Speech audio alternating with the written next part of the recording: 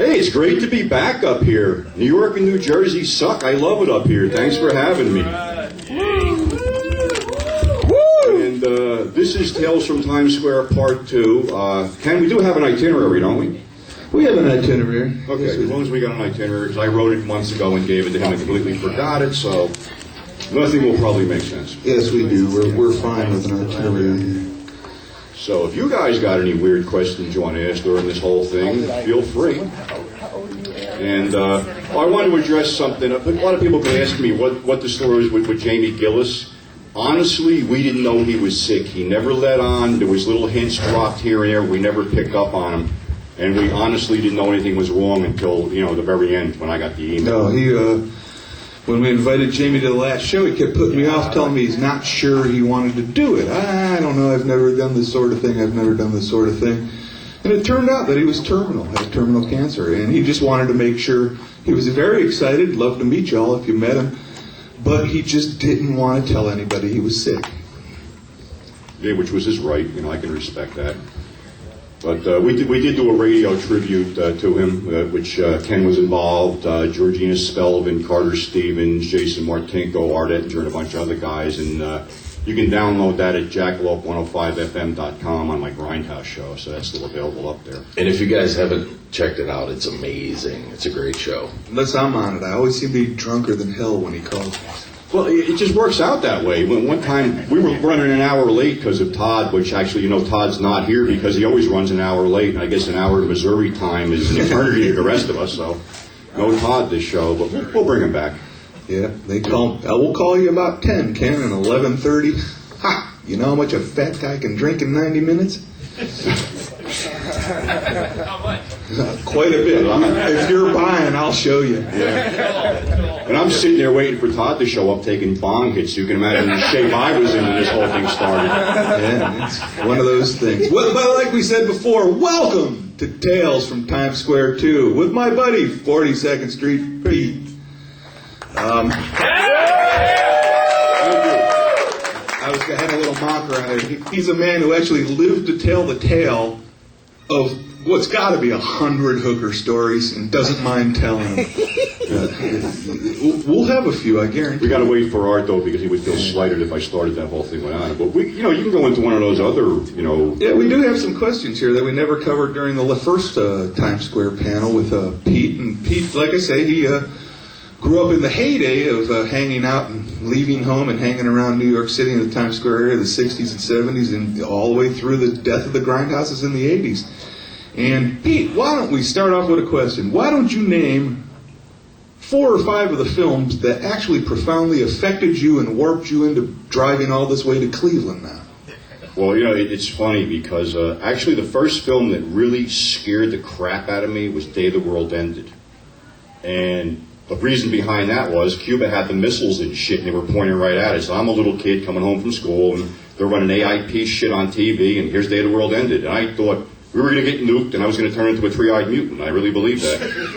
But I turned into a mutant anyway, but that was beside the point. 2-eyed mutant. Yeah. And Resin lung duty. Yeah. The other one that really kicked my ass, and everybody knows what it is, Night of the Living Dead. That just completely blew me away. I caught it, I didn't catch it in 68, I caught it on the second run in 69 on the bottom half of a double bill with Slaves in an all-black neighborhood. And Slaves came on first. So we're sitting there, we're not going to get scared, we're not going to leave, we're not going to get scared, we're not going to leave. Night of the Living Dead music comes on, we got to get the fuck out of here, this is scary shit. And to make matters worse, we cut through a cemetery to get there. And we had to cut through the same cemetery to get home.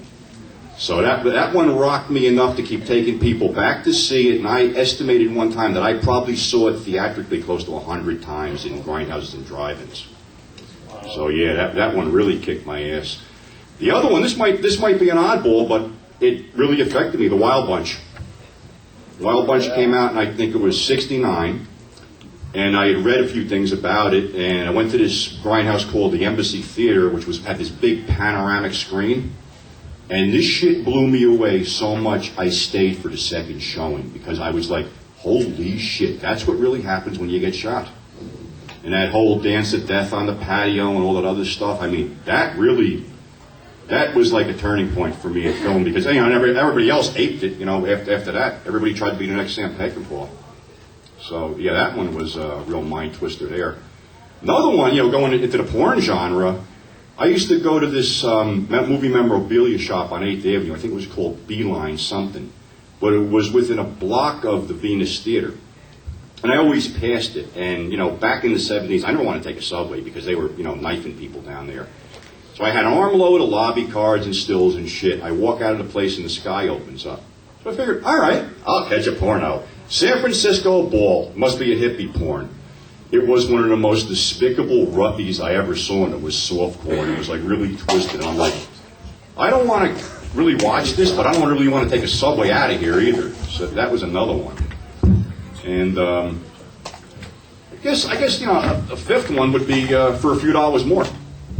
When the influx of the spaghetti westerns, so that really opened the door for me because we were all raised on the John Wayne shit. Shoot the bad guys, they just grab the chest, fall down, and here's this guy blowing guys right out of the saddle.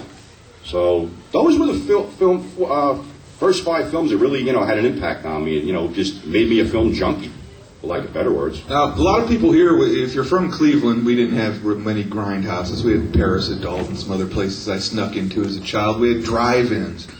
But the grindhouses were notorious for several reasons, and maybe the people who might have missed the first panel, maybe Pete can describe exactly what a grindhouse is to some of you, and perhaps tell us what the most dangerous grindhouse he's ever attended would be. The most dangerous grindhouse, hands down, was the Anco on the corner of 42nd and 8th, right across from Port Authority or in that area. Describe a grindhouse for people sometimes.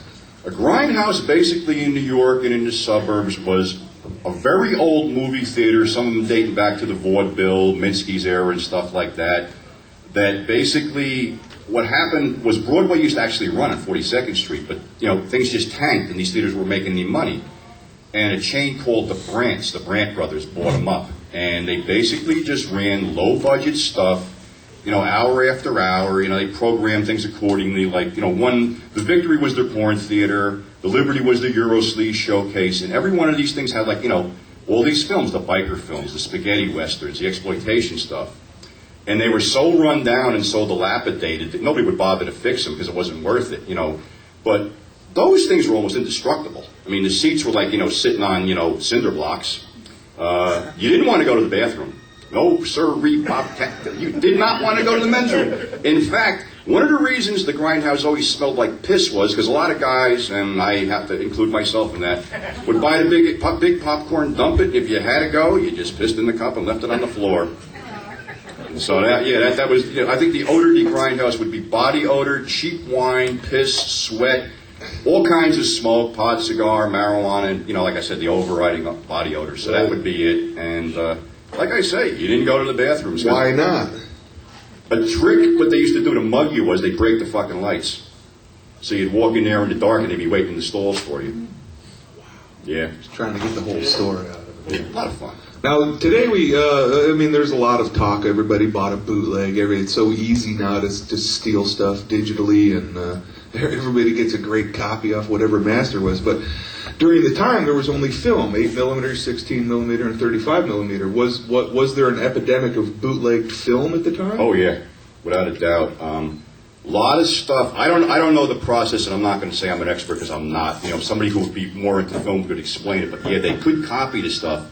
A lot of times, stuff, because I used to sell the stuff that I would have in color would show up in another batch in black and white. And when they started actually, putting these things in theaters, Deep Throat, Behind the Green Door, Devil and Miss Jones were all being pirated by mob guys.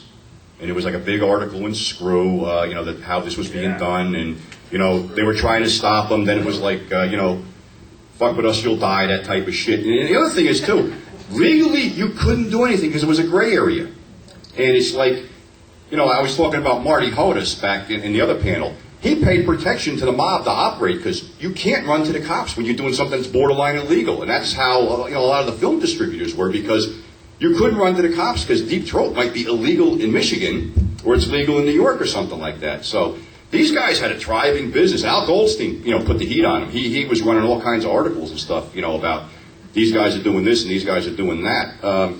It's something that's never ended because, once video came in, we all know that story. Holy shit. And now with DVDs and stuff, and, seems they make it easy. They give